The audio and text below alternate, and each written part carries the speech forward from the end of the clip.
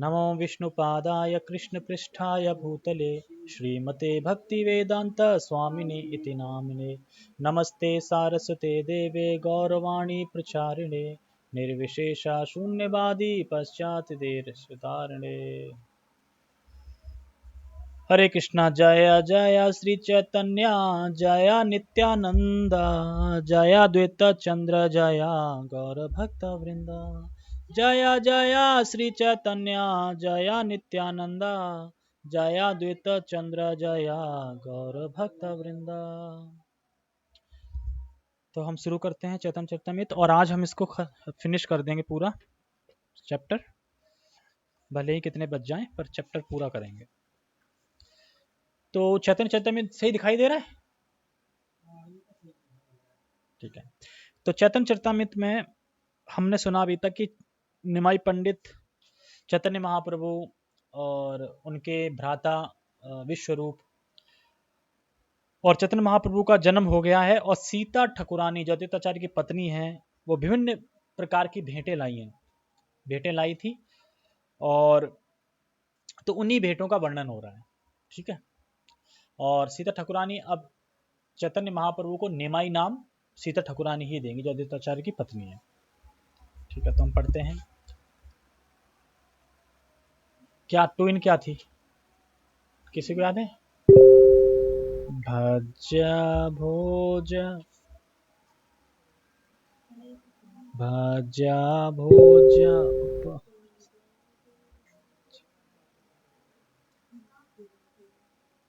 Twin याद आ रही है किसी को? है? आपका फोन बहुत आता है।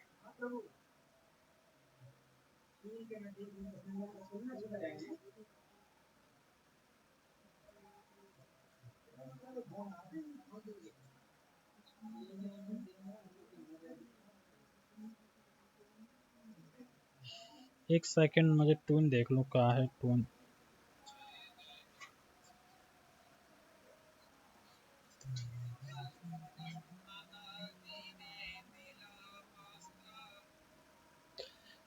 हाँ। भज्य भोज उपहारे संगे लैया बहु भार शची ग्रहे हैला उपनीता देखिया बालक टाम साक्षात गोकुल काना वर्ण मात्र देखी विपरीत।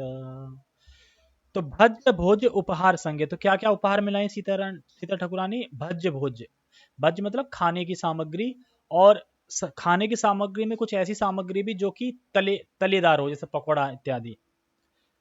और शची ग्रह आने के बाद देखिए कि बालक साक्षात उनको क्या लग रहे थे? गोपाल कृष्ण, जैसे कृष्ण थे वैसे ही साक्षात दिखाई पड़ रहे थे। कान वर्ण मात्र देखी विपरीत, खाली एक ही अंतर था वर्ण का, रंग का, खाली रंग का भेद था, बाकी एक ही लग रहे थे। जब भी बता रहे हैं कि भोजन और तला हुआ भोजन जैसे पकौड़ा, तो शची माता के घर लेके आई और शिशु के लक्षण देख के वह समझ गई तो साक्षात कृष्ण है, गोपाल है, साक्षात कृष्ण गोपाल है, बस रंग का भेद है। और जो डलिया होती है ना, डलिया टाइप के, टोकरे टाइप के, तो दो टोकरे थे और बांस के लकड़ी पे बांध रखे, तो बीच में एक ढोने वाला था जिसको बोलते हैं कि भार उठाने वाला, भार उठाने वाले व्यक्ति हैं जो ताकतवर होते हैं, भार उठाते हैं, तो वो लेके आ रहा था।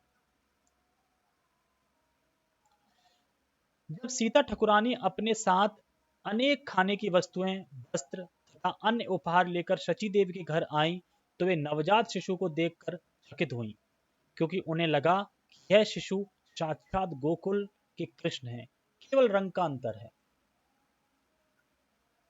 तात्पर्य, पोट्री एक बड़ी डलिया है जिसे एक बांस के दोनों छोरों पर लटकाकर कंधे के ऊपर रखकर उठा लिया जाता है। जो व्यक्ति इस पेटारी को ले जाता है वह भारी कहलाता है, भारी मतलब भार वहन करने वाला कहलाता है। सामान तथा बंडल ले जाने की यह प्रथा आज भी भारत तथा अन्य पूर्वी देशों में चालू है। हमने अब भी जाकर था इंडोनेशिया में इसका प्रचलन देखा है। सर्व अंग सुनिर्माण सुवर्ण प्रतिमा भान सर्व अंग सुलक्षणमय बालकेरा दिव्य ज्योति देखी पाइला बहु प्रीति वासलेते द्रविल हृदय।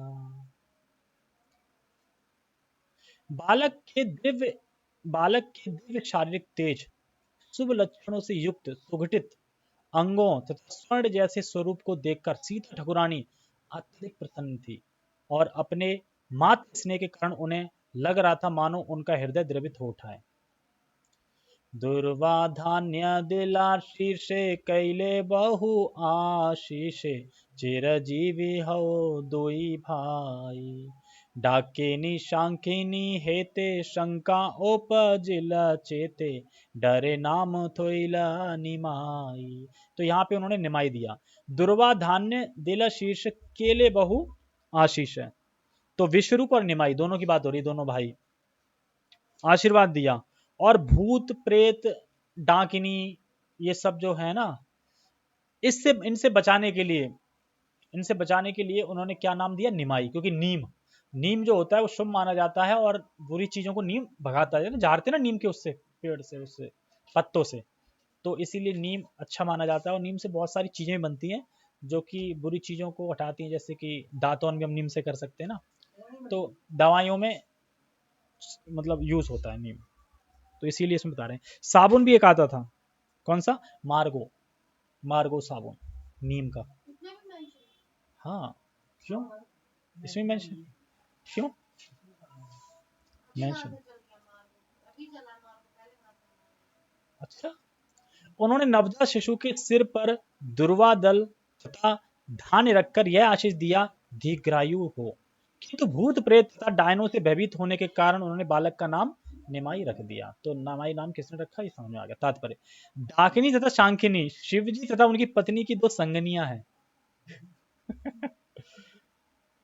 और इनके भूत प्रेत योनि में जन्म होने के कारण ये अत्यंत अशुभ मानी जाती हैं। ऐसा माना जाता है कि ये अशुभ प्राणी नीम के वृक्ष के निकट नहीं जा सकते। जो अशुभ प्राणी होते हैं नीम के पेड़ के वृक्ष, और क्योंकि चूंकि नीम का नाम रख दे निमाई, तो उसके निकट भी नहीं जा पाएंगे, क्योंकि नीम के पेड़ के निकट नहीं जाते। और इनका जन्म भी नीम के पेड़ के नीचे ही हुआ था निमाई का, इसलिए निमाई नाम है। कम से कम औषधि की दृष्टि से यह स्वीकार किया गया है कि नीम की लकड़ी अत्यंत प्रतिरोधी यानी एंटीसेप्टिक है, और पुराने जमाने में अपने घर के सामने नीम का पेड़ लगाने का प्रचलन था। घर के सामने नीम का पेड़ लगाते थे। भारत में बड़ी बड़ी सड़कों के किनारे विशेषतया उत्तर प्रदेश में नीम के सैकड़ों और हजारों वृक्ष मिलते हैं। अब पता नहीं है कि नहीं। नीम की लकड़ी इतनी एंटीसेप्टिक होती है कि आयुर्वेद में यह कुष्ठ रोग को अच्छा करने के काम में लाई जाती है। कुष्ठ रोग को आयुर्वेद विशारदों ने नीम वृक्ष के सत्व को निकाला है, जैसे मार्गोसिक अम्ल कहते हैं। आ गया ना, मार्गो साबुन, मार्गोसिक से मार्गो हो गया, अम्ल कहते हैं। नीम अनेक कार्यों में प्रयुक्त होती है, विशेषतया नीम के दांतों से दांत साफ किए जाते हैं। कौन कौन करता है नीम के दांतों से, सब। प्रभु जी कह रहा है कि मुझे ये टेंशन रहती है वो इतनी बड़ी डंडी कैसे मिलेगी फिक्स दांतन जैसी वो नीम पे ढूंढने में बड़ा दिक्कत होती है ना, नीम पे चढ़ जाओ ढूंढो वैसी पतली उसी, है ना, ऐसा ज्यादा मोटे नहीं ले सकते। वो एक अलग ही होती है ना, हरी हरी सी, मतलब दांतन सही निकलती है जिसमें, वो कौन ढूंढे, और ढूंढे भी तो कौन लाएगा रोज, तो मालिश का नहीं करते। और फिर पता चले कि इधर मंगल आरती लेट हो रहा है, उधर वहां घिस रहा है एकदम, तो उसमें काफी टाइम लग जाएगा ना, तो ब्रश लिया जल्दी कर दिया। और एक जन कौन कह रहा था कि नीम की दातन बार बार वही करेंगे, बासी नहीं होगी वो, और ब्रश ब्रश नहीं करते हुए वही, वो नहीं बासा होता, वो धो लेते हैं।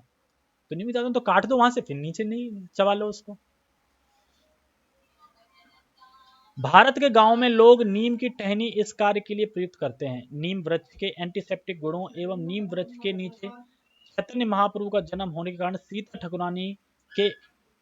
ठाकुरानी ने उनका नाम निमाई रखा।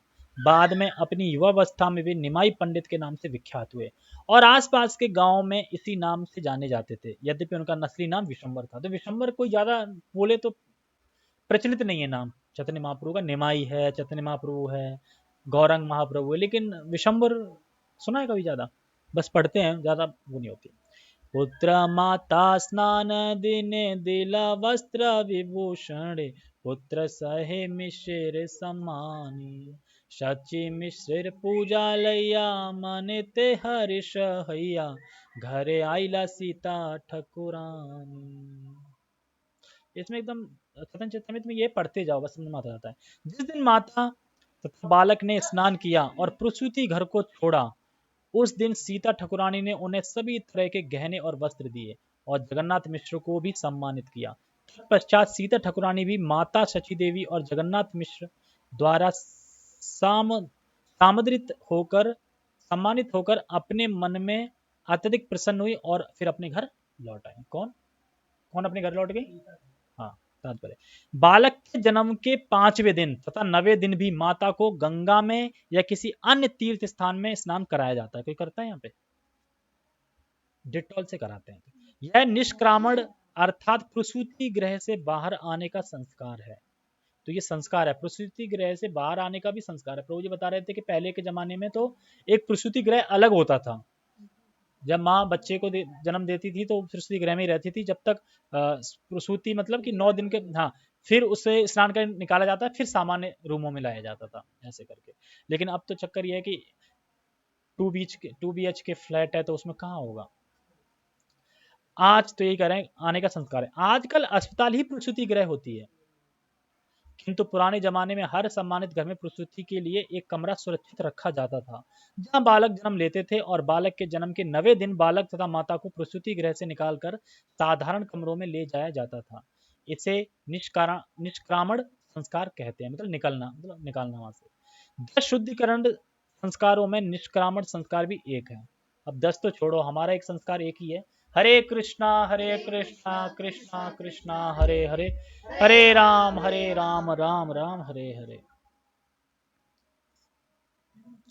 पहले विशेष रूप से बंगाल में उच्च कुलों में बालक के जन्म के बाद 4 महीने तक सूतक का पालन किया जाता था। 4 महीने बाद माता को सूर्योदय का दर्शन करने दिया जाता था। बाद में उच्च वर्गों में यानी ब्राह्मण, क्षत्रिय तथा वैश्य जातियों में यह अवधि घटाकर 21 दिन कर दी गई और शूद्रों के लिए 1 माह रखी गई। कर्ता भाजा तथा सीतामा जातियों में माता तथा बच्चे का सूतक अवधि के तुरंत बाद शुद्धिकरण किया जाता था, जिसमें संकीर्तन में मिठाई के छोटे छोटे टुकड़े यानी हरिनुट फेंके जाते थे। सीता ठाकुरानी ने सची माता तथा बालक एवं जगन्नाथ मिश्र को सम्मानित किया। इसी प्रकार जब सीता ठाकुरानी घर लौटने लगी तो सची माता तथा जगन्नाथ मिश्र ने भी उनका सम्मान किया।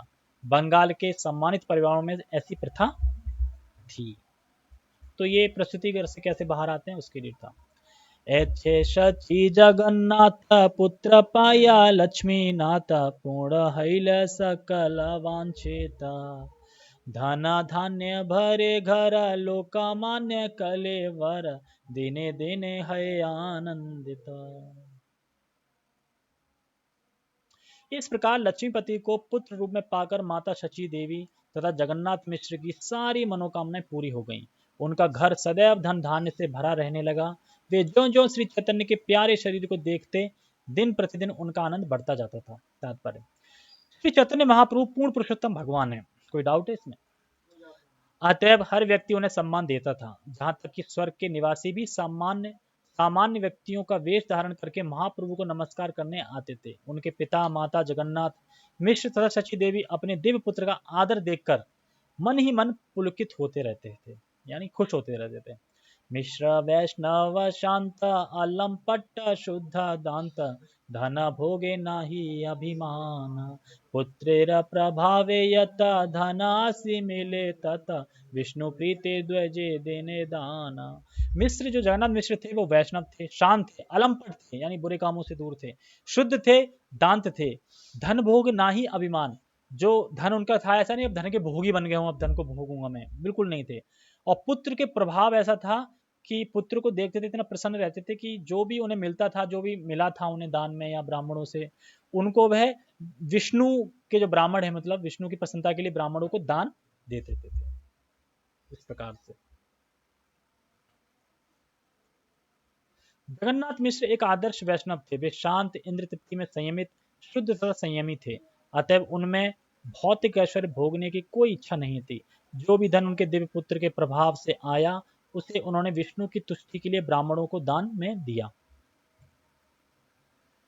लग्रगणी हर्षमती नीलांबर चक्रवर्ती गुप्ते किच्छु कैले मिश्रेरा महापुरुषेरा चिन्ह अंगे लगे अंगे भिन्ना भिन्ना देखी ए तारे वे संसारे। हरि बोल। क्यों हरि बोल पढ़ो। श्री चैतन्य महाप्रभु की जन्म घड़ी की गणना करके नीलांबर चक्रवर्ती ने जगन्नाथ मिश्र से एकांत में कहा कि उन्होंने बालक के शरीर तथा जन्म घड़ी दोनों में ही महान व्यक्ति के विभिन्न लक्षण देखे हैं। इस प्रकार वे समझ गए कि यह बालक भविष्य में तीनों लोगों का उद्धार करेगा। एचे प्रभु शचि घरे कृपाए खेले अवतारे एया करे श्रवण गौरा प्रभु दयामय तार ने सदय से पाया ताहार चरण।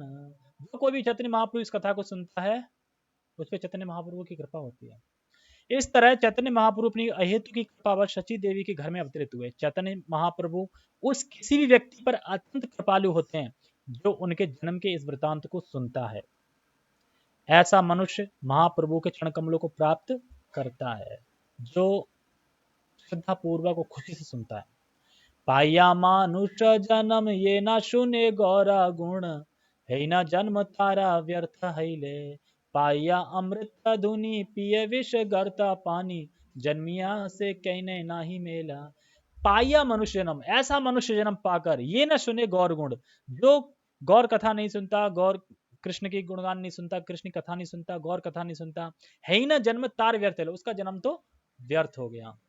पाया अमृत धुनी पिए विष गर्त पानी, जो जो ये शास्त्र हैं भगवान जो गौर कथा है वह क्या है, अमृत पानी की तरह, मतलब नदी एक अमृत की नदी है, उसे ना पी के क्या पी रहा है, भोगों की जो गर्त गड्ढे का पानी है वो पी रहा है।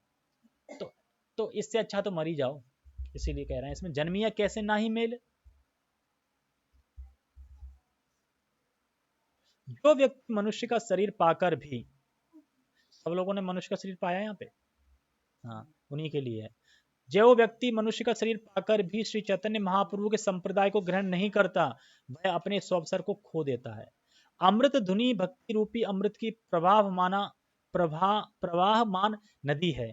यदि मनुष्य शरीर पाकर कोई ऐसी नदी का जल पीने के बदले भौतिक सुखी रूपी विषैले गड्ढे का जल पीता है तो अच्छा यही होता कि वह जीवित रहने के बजाय बहुत पहले ही मर गया होता। समझ में आया?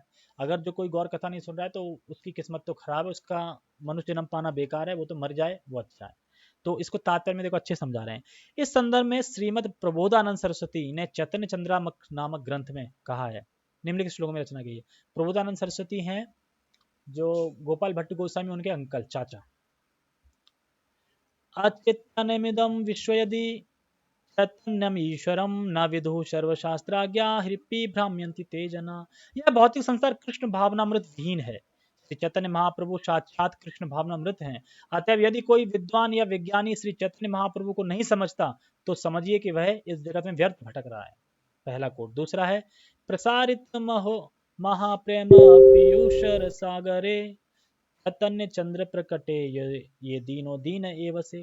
जो व्यक्ति श्री चैतन्य महाप्रभु के संप्रदाय के उफनते भक्ति रूपी अमृत का लाभ नहीं उठाता वह निश्चित रूप से सर्वाधिक दरिद्र है। अवतीर्णे गौर चंद्रे विस्तीर्णे प्रेम सागरे सुप्रकाशित रत्नोघे यो दीनो दीन एव सह। श्री चैतन्य महाप्रभु का अवतरण अमृत के विस्तीर्ण सागर के समान है। जो व्यक्ति इस सागर के भीतर से बहुमूल रत्न नहीं बीनता वह निश्चय ही दरिद्रों में अति दरिद्र है। इसी प्रकार श्रीमद् भागवतम में भी कहा गया है, ये श्लोक बहुत ज्यादा है तो मैं श्लोक नहीं पढ़ रहा, इसका तात्पर्य पढ़ता हूँ। जिस व्यक्ति का कृष्ण भावना से कोई संबंध नहीं है वह तथाकथित मानव समाज में कितना ही महान पुरुष क्यों ना हो, नेता नगरी है ना, पैसे वाला, फैक्ट्री का मालिक, इंजीनियर, ये वो कितना भी कोई मालिक क्यों ना हो, कितना भी कोई बड़ा क्यों ना हो, अगर कृष्ण भावनामृत में कोई संबंध नहीं है तो वह क्या है, वस्तुतः वह एक बड़े पशु से अधिक कुछ नहीं है। बड़े पशु से अधिक कुछ नहीं। और ऐसे बड़े पशुओं की प्रशंसा कौन करता है? सामान्यतः कुत्ते, सुअर, ऊंट तथा गधे जैसे अन्य पुरुष करते हैं। यानी एक बड़ा पुरुष है जो पशु है और उस बड़े पशु की प्रशंसा कौन कर रहा है? छोटे मतलब और पशु हैं वो प्रशंसा कर रहे हैं। तथाकथित होता है ना, तथाकथित गुरु होते हैं हाँ मतलब, तो क्यों लिख रहे हैं कुत्ते, कुत्ते की तरह भौंकना, सुअर कुछ भी खा लो, ऊंट अपना ही रक्त खाता है, कहता आनंद आ रहा है, और गधा डेंचू डेंचू रखता है, उससे क्या मतलब है? तो ऐसे लोग किसकी, जैसे किसी को अवार्ड मिल रहा है, क्या अवार्ड पाया है, क्या बोले हैं, तो यानी एक जानवर पशु दूसरे पशु की प्रशंसा कर रहा है इस तरीके से। क्यों? कृष्ण भावनामृत से संबंध नहीं है इसलिए। जो व्यक्ति अपने कानों से पूर्ण पुरुषोत्तम भगवान के विषय में श्रवण नहीं करता, उसके कान के छिद्र किसी खेत में बने बिल के समान मानने चाहिए। यद्यपि ऐसे पुरुष की जीभ होती है, किंतु यह उस मेढक की जीभ के समान होती है जो व्यर्थ ही टर टर की आवाज करके मृत्यु रूपी सर्प को आमंत्रित करती है। इसी तरह जो व्यक्ति ना तो महान भक्तों के चरण कमलों की धूलि से लाभ उठाता है, ना ही भगवान के चरण कमलों पर पड़ी तुलसी की पत्तियों को सूंघता है, उसे जीवित होते भी मृतक समझ लेना चाहिए। इसी तरह श्रीमद् भागवतम में भी कहा गया है 10:1-4 में।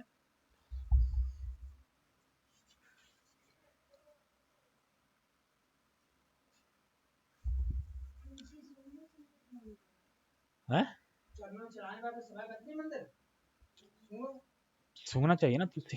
जीव या आत्मा की हत्यारे को छोड़कर ऐसा कौन है, देख रहे हैं, जीव या आत्मा की हत्यारे को छोड़कर ऐसा कौन है जो पूर्ण पुरुषोत्तम भगवान की महिमा का श्रवण नहीं करना चाहेगा। क्या कह रहे हैं, कौन व्यक्ति भगवान की महिमा को नहीं सुनना चाहेगा, या तो जानवरों को मारने वाला या खुद को मारने वाला, वही नहीं सुनना चाहेगा। ऐसी महिमा का आनंद इस भौतिक जगत के कलमश से मुक्त पुरुषों द्वारा ही भोगा जाता है। इसी प्रकार श्रीमद् भागवतम में नेत्र कहा गया है, न तीर्थ पद सेवाय जीवन नापी मृतो हिसा। यद्यपि मनुष्य जीवित प्रतीत होता है, किंतु यदि वह महान भक्तों के चरण कमलों की सेवा नहीं करता तो उसे मृतक ही समझना चाहिए, यानी चलते फिरते मुर्दे हैं। श्री चैतन्य नित्यानंद आचार्य अद्वैत चंद्र स्वरूप रूप रघुनाथ दासा, यहाँ सबार श्री चरण शेरे वंदी निजी धन, जन्म लीला गाइल कृष्णदास। तो कृष्णदास कविराज जन्म की लीला गा रहे हैं। मैंने कृष्णदास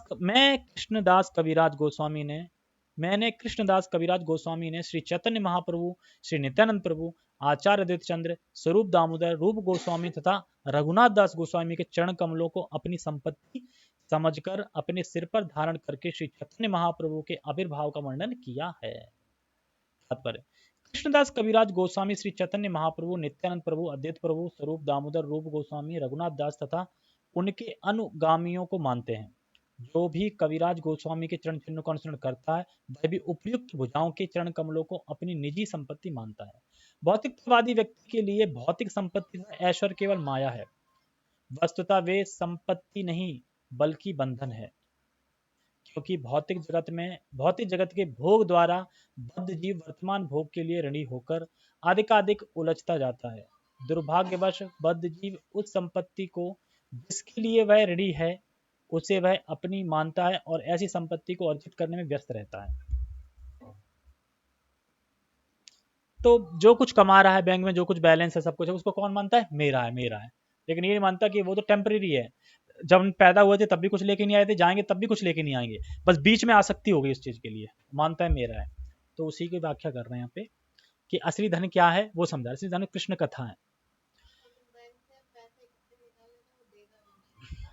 तो एक भक्त ऐसी संपत्ति को असली ना मानकर भौतिक जगत का बंधन मानता है। यदि किसी भक्त पर भगवान कृष्ण अत्यधिक प्रसन्न हो जाते हैं तो वे उसकी सारी भौतिक संपत्ति छीन लेते हैं। जैसा कि श्रीमद् भागवतम में भगवान कृष्ण कहते हैं, यस्या हम अनुग्रहम्यामि हरेष्ये तदनं शनैः।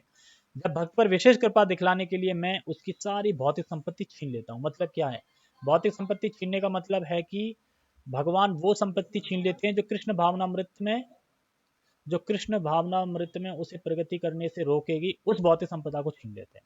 ऐसा नहीं कि कोई कृष्ण भक्त भूखा मर रहा होगा। मेरा असली धन तो नित्यानंद प्रभु तथा श्री राधा और कृष्ण के चरण कमल हैं। और वे आगे कहते हैं, हे प्रभु मुझे ऐश्वर्य प्रदान करें, मैं तो आपके चरण कमलों को ही अपनी संपत्ति के रूप में चाहता हूँ और कुछ भी नहीं चाहता। श्री नरोत्तम दास ठाकुर ने कई स्थानों पर कहा है कि उनकी असली संपत्ति तो राधा तथा कृष्ण के चरण कमल हैं। दुर्भाग्यवश हम लोग नकली संपत्ति में रुचि दिखलाते हैं। नकली संपत्ति क्या है, यही भौतिक संपदा, और अपनी असली संपत्ति की ओर ध्यान नहीं देते। कभी कभी स्मार्त लोग रघुनाथ दास गोस्वामी को शूद्र से मानते हैं। मतलब वो काश्य प्रसाद, मतलब उसमें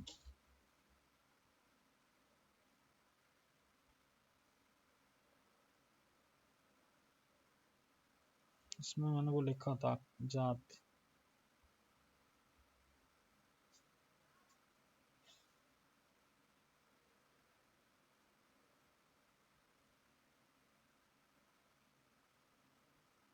मतलब कि शूद्र मतलब कि छोटी जाति में, नीची जाति में मान लो, नीची जाति में मतलब मानते हैं कि रघुनाथ दास गोस्वामी नीची जाति से थे, लेकिन अगर वस्तुतः वो देखे जाएं, यद्यपि वो देखे जाएं तो वो दिव्य पद पे थे, लेकिन लोग सोचते हैं अरे वो तो छोटी जात से थे इसलिए वो शूद्र हैं। तो ये सब बुद्धि नहीं रखनी चाहिए। किंतु कृष्णदास कविराज, हाँ, जो रघुनाथ दास गोस्वामी थे वो 3 दिन में एक दोना छाछ का पीते थे, और फिर भी कहते थे अरे अरे मैं तो कितना भोग कर रहा हूँ, मैं तो अपना टाइम कितना भोग में लगा दिया है, सिर्फ एक छाछ पीते 3 दिन में। तो ऐसे व्यक्ति को कोई शूद्र कह रहा है, मतलब शूद्र थे वो, तो उनसे कैसे सुनो ये वो। तो बताओ उसकी क्या गति होगी फिर। किंतु कृष्णदास कविराज गोस्वामी यहाँ विशेष रूप से उल्लेख करते हैं कि स्वरूप रूप रघुनाथ दास, अतः जो व्यक्ति रघुनाथ दास के चरण कमलों को जाति प्रथा के समस्त विभागों से परे मानता है वह असली आध्यात्मानंद पाता है। मतलब वो मानता है कि ये तो दिव्य पद पे हैं, वैसे भी जाति वाति नहीं देखी जाती।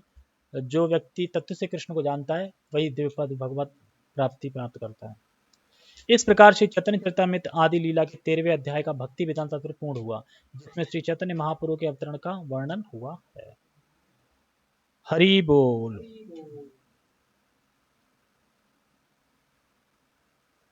हरे कृष्णा। अभी भी कट रहा है थोड़ा। जगत गुरु श्रील प्रभुपाद की जय। श्री चैतन्य चरितमृत की जय। हरे कृष्णा।